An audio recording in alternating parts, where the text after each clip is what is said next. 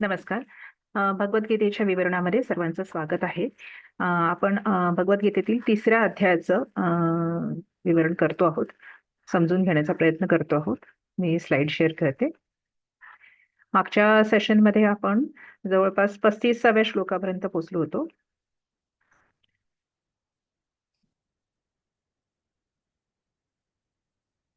Just okay. So एक fast recap घेऊया. तिसऱ्या अध्यायाचं नाव आहे कर्मयोग अध्याय. जसं मी मागच्या वेळेला बोलले होते, या अध्यायात साधारणतः काय आहे हे तुम्ही स्टडी करून ठेवा. एक छोटीशी स्लाइड आहे, ती दाखवायचा प्रयत्न करते की एकूण 43 श्लोक आहेत. पहिल्या ते 8व्या श्लोकामध्ये काय सांगितलं आहे, सिग्निफिकन्स ऑफ द ड्युटी, की कर्म का करावेत. ओके, त्याच्याविषयी सांगितलेलं आहे. स्क्रीनशॉट. ओके. हा, 9व्या ते 16 ह्याच्यामध्ये यज्ञाची सायकल्स किंवा यज्ञाचं जे इम्पॉर्टन्स आहे ते सांगितलेले आहे. 17व्या ते 24व्या ह्याच्यामध्ये कर्माची का गरज पडते, कर्म कशी एकमेकांना पूरक असतात, आपण कर्म का करावी लागतात ज्ञानी माणसाला, त्याच्याविषयी सांगितलं आहे. 25 ते 35 मध्ये काय सांगितलं आहे की वाईज मॅन किंवा बुद्धिमान माणसाची लक्षणं, अबुद्धिमान माणसाची लक्षणं, त्याच्यानंतर ऍक्शन्स कशा इगो अटॅचमेंट सकट सह होतात त्याच्याविषयी वर्णन आहे. आणि 36 ते 43 मध्ये ओव्हरकमिंग द डिझायर्स, की मनुष्याचं पतन का होतं आणि त्यांनी त्याच्यावर मात कशी करावी याविषयी त्याच्यामध्ये सांगितलेलं आहे. सो अध्यायाच्या पहिल्या सुरुवातीला अर्जुन विचारतो की मी कर्म का करू, तर त्याविषयी कृष्ण सांगतो की कर्म करण्याची रिझन्स काय आहेत, की कर्म केल्याशिवाय तुला नैष्कर्म्य सिद्धी अवस्था प्राप्त होणार नाही आणि प्रकृतीनुसार कर्म करणं तुला बाध्य आहे. त्याच्यानंतर मिथ्याचारी असक्ताच्या डेफिनेशन सांगितली आहेत. हे आपण खूप डिटेलमध्ये मागच्या वेळेला घेतलं होतं. सायकल ऑफ यज्ञ सांगितलं आहे. यज्ञ, आपण जी कर्म करतो ती नेहमी कृष्णाला किंवा विश्वकर्त्याला समर्पित करायची असतात. जर आपण तसं केलं नाही, सेल्फिशनेससाठी, स्वार्थासाठी कर्म करत राहिलं तर यज्ञाचं सायकल ब्रेक होतं आणि त्यामुळे आपल्याला कॉस्मिक रेज करून रिसोर्सेस प्रोव्हाइड होत नाहीत. ओके, त्यामुळे ते कुठेतरी सायकल ब्रेक होऊन पृथ्वीचं वातावरण बिघडतं. म्हणून असक्त माणसांनी सतत असक्त आचरण ही कर्म परमाप्नोती पुरुष, असक्त राहून त्यांनी सतत कृष्णासाठी किंवा विश्वकर्त्यासाठी कर्माचं यज्ञ स्वरूपामध्ये कन्व्हर्जन केलं पाहिजे. तो अर्जुनाला सांगतो की तू करणं हे अत्यंत महत्वाचे आहे, अशा प्रकारची निष्काम कर्म, कारण तुला सगळी लोक फॉलो करतात. ओके, आणि त्याविषयी स्वतःविषयी पण तो तिथे बोलतो की मला या पृथ्वीवर काहीच करणं अपेक्षित नाही, तरी पण मी करतो आहे. जर मी केलं नाही तर हे सगळं डिस्ट्रॉय होईल.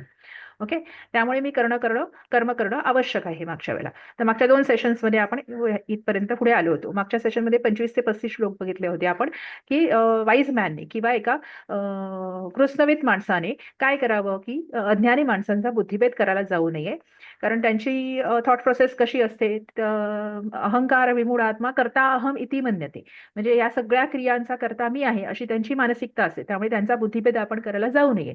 त्याच्यापेक्षा ज्ञानी माणसानी इंद्रिय आणि इंद्रियार्थ याच्यामधला भेद समजून घेऊन शांतपणे त्याच्याशी इंद्रियार्थांशी डिटॅच राहावं. ओके, आणि सर्व कर्मही सर्व आणि कर्म आणि संन्यस्य अध्यात्म चेतसा, तुझी जी चेतना शक्ती आहे त्याच्याने तू माझ्यामध्ये कर्म समर्पित करत राहा. आणि निराशी ही निर्ममो भूत्वा युद्धस्व विगत ज्वर, म्हणजे निराशी म्हणजे कुठल्याही प्रकारची आसक्ती न ठेवता, मोह न ठेवता तू तुझी कर्म करत राहा, असं तो सांगतो आहे.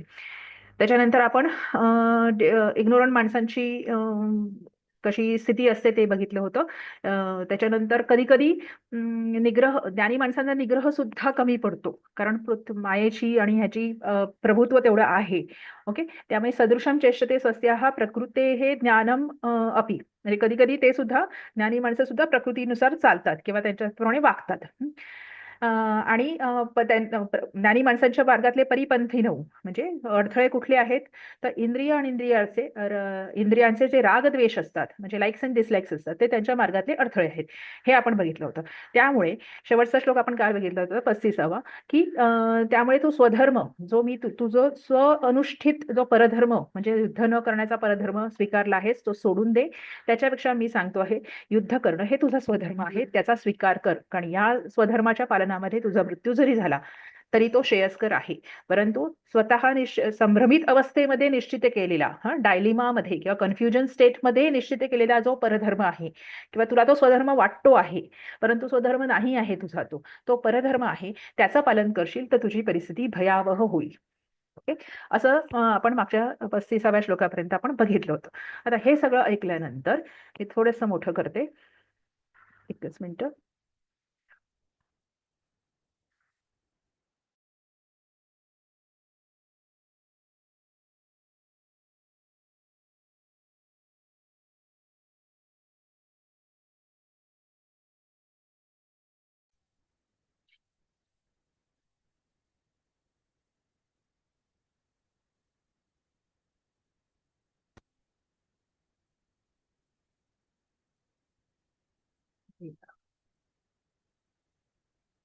ओके, मीटिंग चालू आहे आणि जस्ट अ मिनिट. हां, ओके, गुड. सो आपण आपल्या स्लाइड्सवर जाऊया. फाईन. सो हे सगळं झाल्यानंतर अर्जुनाला बिचारायला प्रश्न पडतो की हे छोटंच ठेवते मी, कारण काय होतं ते मला दिसत नाही. एनिवे, अर्जुनाला प्रश्न विचारतो. अर्जुन म्हणतो, अथ केन प्रयुक्त अयम पापम चरति पुरुषः अनिच्छन् अपि वार्ष्णेय बलात् इव नियोजितः. आता 7-8 श्लोक आहे, त्यामुळे मी जरा इन डिटेल मध्ये घेते. अथ केन प्रयुक्त अयम, विसर्गसंधी, विसर्गस्य ऊत्वम् अनन्तरं गुणसंधी अनन्तरं पूर्वरूपसंधी. प्रयुक्तः अयम पापम चरति पुरुषः अनिच्छन् अपि, न च द्वित्व झालेलं आहे, मूळागम संधी. अनिच्छन् अपि वार्ष्णेयम बलात् इव नियोजितः. बलात् इव, तकारस्य दकारः जस्त्वसंधी. तो अर्जुन प्रश्न विचारतो की केन केन अयम पुरुषः पाप केन अयम पुरुषः प्रयुक्तः पापम चरति. मग जो बुद्धिमान मनुष्य असतो त्याला एवढं, तो त्याच्या मार्गावर चालत असतो, काही वेळेला पदच्युत सुद्धा होतो. मग ही जी अज्ञानी माणसं आहेत ही कोणामुळे, म्हणजे कोणाच्या सहाय्याने, केन किंवा कोणामुळे ही सगळी पाप किंवा अज्ञाना किंवा मोहामध्ये बळी पडत असतात. अनिच्छन अपि वार्ष्णेय, वार्ष्णेय म्हणजे कृष्णाला म्हटले आहे की हे वार्ष्णेय, अनिच्छन अपि बलात् इव नियोजितः, की असा कोण आहे की जो म्हणजे अज्ञानी मनुष्य किंवा ज्ञानी मनुष्य त्याची इच्छा नसताना सुद्धा बलामुळे, म्हणजे कोणाच्या फोर्समुळे या सगळ्या दुष्कर्मांमध्ये किंवा सकाम कर्मांमध्ये अडकला जातो, त्याचं नियोजन केलं जातं. हु गिव्स मोटिवेशन, केन प्रयुक्त असं म्हटलेलं आहे की कोणाकडून त्याची योजना केली जाते, किंवा who push the wise person sometimes to get deteriorated from his path though wise do not wish. अनिच्छन अपि, अनिच्छन हे प्रत्यय, शत्रंत प्रत्यय, पुल्लिंग प्रथम एकवचन. का बरं असा, म्हणजे तो त्याची इच्छा नसताना सुद्धा अशा पाप मार्गावर किंवा योग्य मार्गावर तो चालण्यासाठी त्याला कोण प्रयुक्त करतो? How he commits the sin, कशा प्रकारे तो अशा चुकीच्या मार्गावर चालायला लागतो, असा अर्जुनाचा प्रश्न आहे. सो त्याच्या पुढे मग कॉझेस ऑफ सिन किंवा enemy of a wise person, की कशा प्रकारे आपल्या हातून सकाम कर्म होतात, त्याची कारणं सांगितलेली आहेत. आणि ही कारणं ही एका बुद्धिमान माणसाची किंवा ज्ञानी माणसाची हे दुश्मन आहेत किंवा हे एनिमीज आहेत. श्री भगवान उवाच, कामः एषः क्रोधः एषः रजोगुण समुद्भवः महाशनः महापाप्मा विद्धि एनम इह वैरिणम. संधी विग्रह करून सांगते आहे, सगळीकडे विसर्ग संधी आहे. कामः एषः क्रोधः एषः रजोगुण समुद्भवः महाशनः महापाप्मा विद्धि एनम इह वैरिणम. विद्धि, ई नंतर ई योग ए यण संधी, त्याचा य झालेला आहे. विद्येन मीहम, त्याच्यानंतर मग वर्णमेलनम आहे. एनम इह वैरिणम. काम म्हणजे काम क्रोध हे दोन कारण आहेत किंवा हे दोन कॉझेस आहेत किंवा हे दोन मुळात शत्रू आहेत, जे ज्ञानी किंवा अज्ञानी माणसांना, ज्ञानी माणसांना कधी कधी, अज्ञानी माणसांना नेहमीच नेहमीच अशा प्रकारच्या सकाम कर्म करायला भाग पडतात किंवा प्रेरित करतात. ते कुठून येतात? तर रजोगुण समुद्भव, म्हणजे प्रकृतीचे 3 गुण सगळ्यांना माहिती आहे, सत्व रजस तमस. तर रजोगुणातून ह्यांची उत्पत्ती होते. जेव्हा मनाची अवस्था रजोगुणात्मक जास्त असते किंवा मनामध्ये रजोगुणाचं प्राबल्य आढळून येतो, त्यावेळेला डिझायर्स उत्पन्न होतात की मला हे हवं, ते हवं, XYZ, कुठल्याही प्रकारची इच्छा वासना ही त्यावेळेला तिथे उत्पन्न होते ज्यावेळेला रजोगुणाचं प्राबल्य असतं. जर त्या डिझायर्स फुलफिल झाल्या तर चांगली गोष्ट आहे, नाही झाल्या तर त्याचं रूपांतर काम क्रोधात होतं. पुढच्या एका अध्यायामध्ये आपण बघितलं होतं की ध्यायतो विषयान पुंसः संगस्तेषुपजायते संगात संजायते कामः कामात क्रोधोभिजायते क्रोधात भवती संमोहः असा पुढे आहे. सो कशा प्रकारचं हे होतं म्हणजे त्याची पुढे पुढे त्या त्या मार्गावर चालायला लागतो. त्यामुळे रजोगुणाचं प्राबल्य जास्त असेल तर त्याच्यातून डिझायर्स किंवा कामाची उत्पत्ती होते. काम जर फुलफिल नाही झाला तर त्याचं रूपांतर क्रोधामध्ये होते. आणि हे दोन शत्रू आहेत जे माणसाला सकाम कर्मयोगाच्या मार्गावर किंवा सकाम कर्म करण्यास भाग पडतात. ते रजोगुणात्मक उत्पन्न होतात. Okay, these are the forces who push wise men or even ignorant person to commit the sin. Sin म्हणजे तो निष्काम कर्मयोगाच्या मार्गावर चालू शकत नाही. ओके, ती सगळी कर्म कृष्णाला अर्पण करू शकत नाही. कर्मण्ये वालिका रस्ते सारखा तो वागू शकत नाही. त्याची कारण हे दोन शत्रू आहेत, काम आणि क्रोध. Wise men is their big food. Okay, म्हणजे महाशनः हे जे काही काम आणि क्रोध आहेत ह्यांचेही जी बुद्धिमान माणसं किंवा अज्ञानी माणसं हे त्यांचे मोठे शत्रू आणि मोठे खाद्य आहेत. ओके, महाशनः महापाप्मा, these are the biggest enemies. महापापी असे ते एनिमीज आहेत किंवा शत्रू आहेत. विद्धी, त्वम विद्धी, तू त्यांना जाणून घे. One should be always away from them. या विद्धी एनम इह, इह म्हणजे अत्र पृथ्वीवर, इह एनम या वैरिणम, या वैरींना तू जाणून घे आणि त्यांच्यापासून लांब राहा किंवा त्यांच्यापासून दूर राहा असं तो सांगतो आहे. These are the causes of sin, sin or not following the निष्काम कर्मयोगा. पुढे काय होतं म्हणजे जेव्हा अशा प्रकारचे रजोगुण समुद्भवातून रजोगुणातून उत्पन्न झालेले काम क्रोध जेव्हा प्राबल्यामध्ये येतात मनुष्याच्या मनामध्ये किंवा मनोवस्थेमध्ये, तेव्हा त्याचं ज्ञान किंवा त्याला स्वतःचा धर्म माहिती असतो, त्याला स्वतःचं ज्ञान असतं, परंतु त्याप्रमाणे तो वागू शकत नाही. जे दुर्योधनाचं सांगलेलं आहे की जानामी धर्म न च मे प्रवृत्ती, जानामी अधर्म न च मे निवृत्ती. असं तो म्हणतो की मला योग्य काय ते मला माहिती आहे पण तुम्ही ते करू शकत नाही. तशी अवस्था कधी होते? इथे होते की हिज नॉलेज गेट कवर्ड. कशी? तर धूमेन व्रियते वह्निः यथा आदर्शः मलेन च यथा उल्बेन आवृत्तः गर्भः तथा तेन इदम आवृत्तम. इदम आवृत्तम, इदम म्हणजे हा म्हणजे कोण? आत्मा किंवा बुद्धी किंवा तो मनुष्य असं म्हणूया. मग तो ज्ञानी असेल अज्ञानी, अज्ञानी माणसाच्या बाबतीत नेहमीच घडतं, ज्ञानी माणसाच्या बाबतीत कधी कधी घडतं. तेन इदम आवृत्तम, त्याने हा कवर होतो. कशा प्रकारे कवर होतो? काही उदाहरण इथे सांगितलेली आहेत की धूमेन आव्रियते वह्निः, म्हणजे धुरामुळे जसा वन्नी झाकाळला जातो किंवा वन्नी कव्हरअप होतो, वन्नी म्हणजे अग्नी कव्हरअप होतो, यथा आदर्श मलेनच, आदर्श म्हणजे मिरर, आरसा, मलेनच म्हणजे धुळीमुळे जसा आरसा काळवंडला जातो किंवा काय म्हणू आपण त्याला म्हणजे get what we can say किंवा dust dust dust covers the mirror. Okay, as smoke covers the fire, as उल्बेन आवृत्त. उल्ब म्हणजे ॲमनिओटिक सॅक, ज्याच्यामध्ये गर्भ असतो गर्भावस्थेमध्ये, गर्भाशयामध्ये गर्भ एका ॲमनिओटिक सॅकमध्ये असतो, त्याला उल्ब असं म्हटलं जातं आयुर्वेदिक म्हणजे टर्मिनॉलॉजी आहे.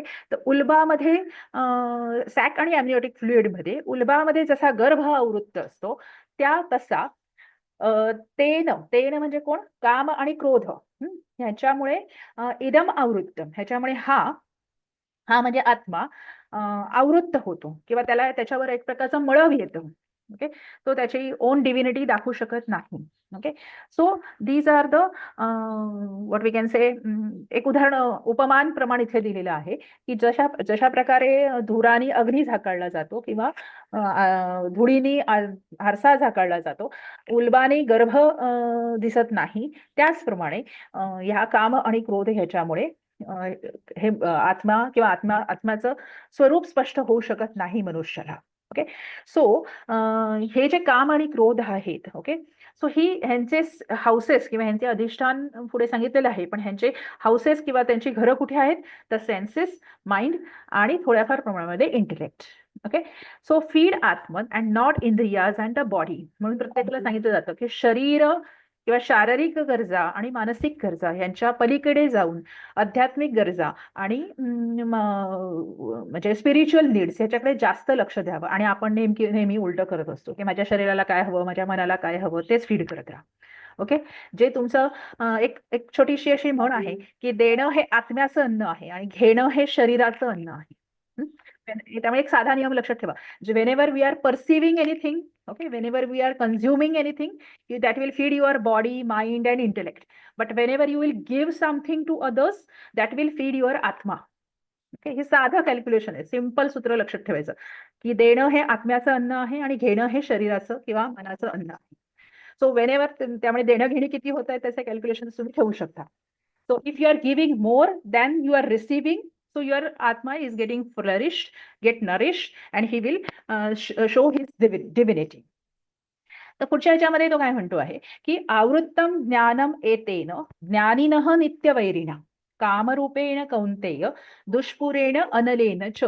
सगळीकडे तृतीय आहे. नित्यवैरिणा, कामरूपेण, कौंतेय संबोधन आहे. दुष्पुरेण अनलेन, अनल म्हणजे अग्नी. ही जी काम आणि क्रोधाचा हा नित्यवैरी असलेला असा ती विशेषण आहेत म्हणून सगळीकडे तृतीया वापरलेली आहे. अशा कामरूपी दुष्पुरेण म्हणजे अत्यंत कठीण अशा अग्नीमुळे काय होतं, ज्ञानीनः, षष्टी एकवचन, ज्ञानीनः म्हणजे ज्ञानी माणसाचं एतेन म्हणजे ह्या अशा प्रकारे एतेन नित्यवैरिणः कामरूपेण हे सगळी तृतीय विशेषण आहेत त्याची तृतीय एकवचनात. ज्ञानीनः ज्ञानम आवृत्त म्हणजे ज्ञानी माणसाचं ज्ञान हे आवृत्त होतो अशा प्रकारच्या कामरूपी किंवा क्रोधरूपी अग्नीमध्ये. अग्नीच्या सहाय्याने तृतीया वापरली ना. It is always enemy and cannot be fulfilled. दुष्पुरेण म्हणजे असं नाहीये की अग्नीनी आवृत्त केल्यानंतर समजा एक वेळेला त्याला अन्न टाकलं किंवा एक वेळा त्याची परिपूर्ती केली म्हणजे त्याचं समाधान होणार आहे का? नाही होणार आहे. कामरूपी आणि क्रोधरूपी अग्नी हा अशा प्रकारचा आहे की त्याच्यामध्ये तुम्ही त्याची फुलफिलमेंट केल्यानंतर त्याचं शमन होत नाही, उलट त्याची वृद्धी होते. ओके. त्यामुळे कितीही मनाच्या इच्छा, इव्हन बुद्धीच्या पण कुठल्याही प्रकारच्या ज्या इच्छा असतात त्या एकदा हा नाही ना एकदा मी करून बघतो त्याच्यानंतर माझं समाधान होईल, अजिबात नाही. एकदा केल्यानंतर दुसऱ्यांदा हवं असतं, दुसऱ्यांदा केल्यानंतर चौथ्यांदा हवं असतं, चौथ्यांदा केल्यानंतर 50व्या वेळेला हवं असतं. So this can not be fulfilled. कधीही त्यांचं शमन होणार नाही. दुष्पुरेण अशा प्रकारचा हा अग्नी आहे.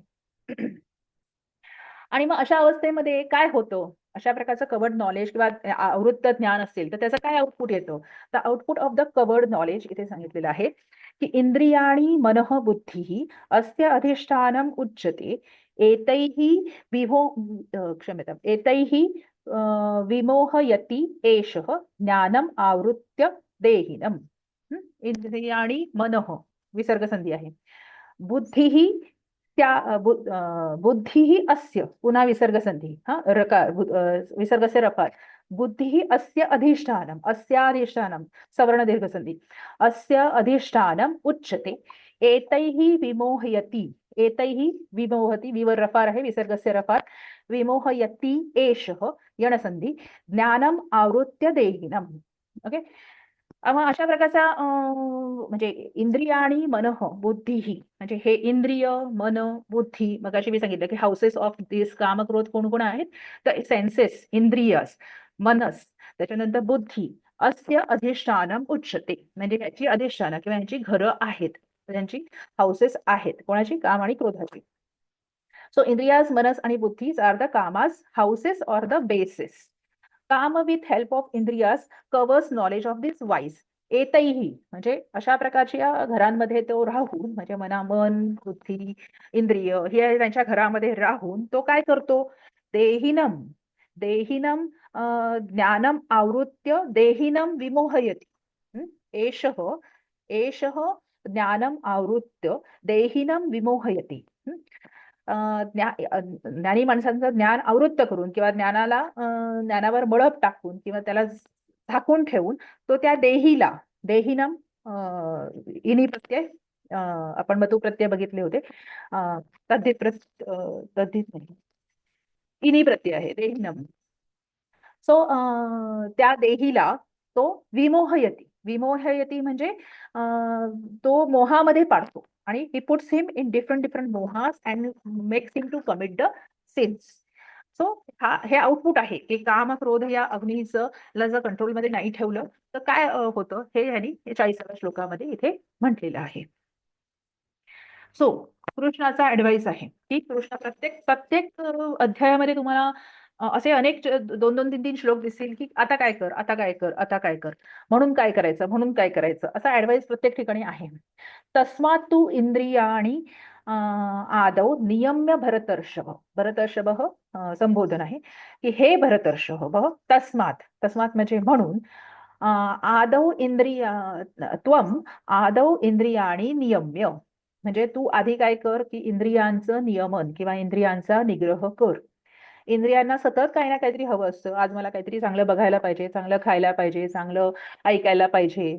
ओके, त्यांची फुलफिलमेंट, त्यांचे डिझायर्स चालूच असतात कंटिन्युअसली, पण त्यांना कंट्रोलमध्ये तुला ठेवता आलं पाहिजे. ओके, सो त्यांचं नियमन कर, आतमध्ये अंतर्मुख हो. पापानं प्रजही ही एनम ज्ञान विज्ञान नाशनम. आता ही इंद्रियाणी द्वितीया हे आहे, काय म्हणते त्याला, द्वितीया बहुवचन आहे. त्या इंद्रियाणी, हा, तर कशा प्रकारची ही आहेत, तर पापमानम, ही पापाला कारणीभूत आहे, त्यांना प्रजही किंवा त्यांचा तू त्याग कर. ही एनम आणि ती ज्ञान विज्ञानाचा नाश करणारी आहे, त्यामुळे त्यांना तू या पापांना किंवा या इंद्रियजन्य पापांना तू नाश कर किंवा त्यांना त्यांचं सॅक्रिफाईस कर. सॅक्रिफाईस द इंद्रिया, अर्थात इंद्रियांचे जे अर्थ आहेत त्याच्यामध्ये तू जास्त वाहत जाऊ नकोस. इंद्रियाणी पराणी आहुः इंद्रियेभ्य परः मनः मनः तु परा बुद्धिः बुद्धिः यो यः बुद्धेः परः परतः परतः तु सः. संधी खूप आहे त्याच्यामध्ये. इंद्रियाणी पराणी आहुः, येण संधी आहे. आहुः इंद्रियेभ्य विसर्ग संधी आहे. परम मनः मनः मनसः तु विसर्गस्य सकारः. परा बुद्धिः पुन्हा यो यः बुद्धिः यः योग यः पुन्हा विसर्गस्य रेफः. त्याच्यानंतर बुद्धेः परतः तु विसर्गस्य सकारः. ओके, सो त्यांनी काय सांगितलेले आहे की इंद्रियाणी पराणी आहुः. आहुः म्हणजे बोलतात. काय बोलतात की इंद्रिय खूप छान छान बोलतात किंवा तुम्हाला खूप छान छान अनुभव देतात. पराणी, पराणी म्हणजे चांगल्या प्रकारचे असे अनुभव देतात किंवा छान छान बोलतात. बोलतात म्हणजे बोलतात याचा अर्थ छान छान तुम्हाला अनुभव प्राप्त करून देतात असं. परंतु इंद्रियेभ्य परम मनः, इंद्रियापेक्षा काय श्रेष्ठ आहे, तर इंद्रियेभ्य पंचमी बहुवचन तुलना आहे त्यामुळे पंचमी. इंद्रियेभ्य परम मनः म्हणजे इंद्रियाच्या पलीकडे किंवा इंद्रियापेक्षा श्रेष्ठ आहे ते मन. मनः तू मनसः तू परा बुद्धिः, मनाच्या पेक्षा श्रेष्ठ आहे ती म्हणजे बुद्धी. बुद्धेः परः परतः तू सह, सह म्हणजे आत्मन. बुद्धीपेक्षा श्रेष्ठ आहे तो म्हणजे आत्मन. आता तुम्हाला पंचकोश माहिती असतील साधारण, ज्यांना माहिती नसेल त्यांना सांगते की हे अन्नमय कोश म्हणजे फिजिकल बॉडी, प्राणमय कोश म्हणजे ज्याच्यामुळे आपण व्हायटल फोर्स, ज्याच्यामुळे मनुष्य जिवंत असतो त्याला प्राणिक एनर्जी म्हणतात. त्याच्यानंतर मनोमय कोश म्हणजे ज्याच्यामध्ये मनाची सगळी कार्य, इंद्रियांची कार्य चालतात. त्याच्यानंतर विज्ञानमय कोश म्हणजे बुद्धी, जी डिस्क्रिमिनेट करते काय चांगलं काय वाईट. आणि त्याच्या पुढे असतो आनंदमय कोश, जो म्हणजे आत्मा किंवा म्हणजे आपल्यामध्ये असलेला परमात्म्याचा अंश. सो असे 5 प्रकारचे कोश पंचकोशामध्ये योगाच्या स्टुडंट्सना, योगशास्त्राच्या स्टुडंट्सना माहिती असतात जनरली. सो इथे पण त्यांनी सांगितलंय की अन्नमय कोशापेक्षा प्राणमय कोश श्रेष्ठ आहे, प्राणमय कोशापेक्षा मनोमय कोश श्रेष्ठ आहे, मनोमयपेक्षा बुद्धी विज्ञानमय कोश श्रेष्ठ आहे आणि विज्ञानमय कोशापेक्षा आनंदमय कोश श्रेष्ठ आहे. तेच इथे भगवद्गीतेमध्ये वेगळ्या फॉर्म मध्ये लिहिलेलं आहे. ओके, की इंद्रियेभ्य परम मनः, इंद्रियाच्या पेक्षा श्रेष्ठ आहे मन, मनापेक्षा श्रेष्ठ आहे बुद्धी, बुद्धीपेक्षा श्रेष्ठ आहे आत्मा. आता वेळ आहे म्हणून सांगते. आता जेव्हा जेव्हा मी म्हणत असते की इमोशनल ड्रिव्हन पीपल, बरोबर, इंटेलेक्च्युअल ड्रिव्हन पीपल. तर साधारणतः तुम्हाला माहितीसाठी म्हणून सांगते की आपल्याकडे ब्रेनमध्ये 3 भाग असतात. एक म्हणजे फ्रंटल कॉर्टेक्स आहे, फ्रंटल लोब, ज्याच्यामुळे मनुष्य, फक्त मनुष्यामध्येच तो असतो, बाकी कुठल्याही प्राण्यामध्ये फ्रंटल कॉर्टेक्स नाही, तेवढी त्या प्राण्यांची डेव्हलपमेंट झालेली नाही. तर फ्रंटल कॉर्टेक्स आहे जे बुद्धीचं स्थान आहे, ज्याच्यामध्ये विज्ञानमय कोश जास्त तिथून ऑपरेट होतो. की हा जो फ्रंटल कॉर्टेक्स आहे, म्हणून आपण असं म्हणतो की डोक्यावर मारू नये शक्यतो, कारण काय होतं की इथे टॅपिंग्स होतात आणि मग त्यातल्या आतले न्यूरॉन्स किंवा त्यांच्यावर इम्पॅक्ट होतो. त्यामुळे बुद्धी ही फ्रंटल कॉर्टेक्स मधून ऑपरेट होते. त्याच्यानंतर मध्ये एक सिविक सिस्टीम असते आणि ह्या म्हणजे छोट्या मेंदूच्या थोडंसं पार्टी, आता मी ब्रेनचं जास्त स्ट्रक्चर सांगणार नाहीये, परंतु लिम्बिक सिस्टीम असते, हा, जे which is the seat of the emotions. हे लिम्बिक सिस्टीम आणि मधल्या सिविक्स पर्यंत सगळ्या प्राण्यांमध्ये असतात, एक्सेप्ट दिस फ्रंटल लोब. फ्रंटल लोब मध्ये मनुष्य वेगळा होतो इतर प्राण्यांपेक्षा, आणि म्हणून मनुष्य जन्म या फ्रंटल कोर्टेक्सचा जास्तीत जास्त वापर करायचा आहे, बुद्धीचा किंवा सत्सद विवेक बुद्धीचा जास्तीत जास्त वापर करून तू या गेम मधनं बाहेर पडू शकतो. मनुष्य जन्मामध्ये ती कपॅसिटी आहे या जन्म मृत्यूच्या सायकल मधनं बाहेर पडायची. इतर प्राण्यांकडे ती कपॅसिटी नाहीये, कारण त्यांच्याकडे रिसोर्सेसच नाहीयेत. पहिली गोष्ट म्हणजे 84 दशलक्ष योनींमधून कंप्लीट झाल्यानंतर मानवाचा देह प्राप्त होतो किंवा हे फ्रंटल कॉर्टेक्स प्राप्त होतो. त्यामुळे आपण बऱ्याच वेळा इमोशनल डिसिजन्स घेत असतो, त्याच्यापेक्षा बुद्धीने कधी पण डिसिजन्स घ्यावे. सो सांगायचं होतं की लिम्बिक सिस्टीम असते, एका ठिकाणी लिम्बिक सिस्टीम असते, मध्ये त्यांचा काय म्हणू आपण त्याला, एक ऑफकोर्स मेडुला ऑब्लांगेटा वगैरे बऱ्याच गोष्टी असतात त्याच्यामध्ये. तुम्हाला साध्या भाषेत सांगते की मध्ये वेंट्रिकल्स असतात आणि पुढे असतो फ्रंटल कॉर्टेक्स इथे. तो कंबर काय असते की 3 गोष्टी आहेत, लिम्बिक सिस्टीम, वेंट्रिकल्स आणि फ्रंटल कॉर्टेक्स. आता ह्याच्यामध्ये ना पाथवेज असतात या दोघांमध्ये, फ्रंटल कॉर्टेक्स मधल्या ह्याच्यामध्ये, त्याच्यानंतर लिम्बिक सिस्टीम ह्याच्यामध्ये. आता लोकांमध्ये ज्या पर्सनॅलिटीज डिफरंट होतात, त्याची कारणं ही आहेत की लिम्बिक सिस्टीम आणि वेंट्रिकल्स ह्यांच्यामध्ये त्यांच्यामध्ये पाथवेज जास्त असतात, तर they are emotional driven people. Okay. आणि ज्यांच्यामध्ये फ्रंटल कॉर्टेक्स आणि वेंट्रिकल्स मध्ये जास्त पाथवेज असतात किंवा न्यूरॉन्सचे हे असतात, they are intellectual driven people. So हे आपण क्रिएट करू शकतो. काही लोकांमध्ये उपजत असतात, ऑफकोर्स ते मागच्या जन्मी त्यांनी साध्य केलेले असतात, पण काही लोकांमध्ये आपण त्या डेव्हलप करू शकतो तो न्यूरल पाथवेज, जे आपण नेहमी म्हणत असतो की मनावर कंट्रोल ठेव, इंद्रियांवर कंट्रोल ठेव, हे जे सगळं भगवद्गीतेमध्ये, this is completely scientific manual Bhagavad Gita. So हे जे आपण म्हणतो असतो की ह्याच्यावर कंट्रोल ठेव, त्याच्यावर कंट्रोल ठेव, हे करता येतं. त्यामुळे वेंट्रिकल्स आणि फ्रंटल कॉर्टेक्स मधला पाथवेज आपण क्रिएट करू शकतो जास्तीत जास्त. की ह्या दोन पाथवेज पैकी जे पाथवेज जास्त असतात त्या प्रकारचा मनुष्य डिसिजन घेतो. Okay. So rather being emotional driven personality, a person should follow the intellectual personality. Okay. त्यामुळे बुद्धीचा वापर कर, अध्यात्म चेतसेचा वापर कर आणि प्रत्येक कर्म तू करत राहा, असा त्याचा म्हणण्याचा अर्थ आहे. हे का सांगितलं, कारण भगवद्गीता विषयी फार गैरसमज आहेत आणि लोक खूप चॅलेंज करतात त्याला, की हे कशाला वाचायचं, याला काही अर्थ आहे वगैरे वगैरे. तर त्याच्यासाठी सांगायचा प्रयत्न केला की it has a scientific base first of all. So तर तेव्हा तो म्हणतो आहे की इंद्रियापेक्षा मन श्रेष्ठ, मनापेक्षा बुद्धी श्रेष्ठ, बुद्धीपेक्षा आत्मा श्रेष्ठ. ओके.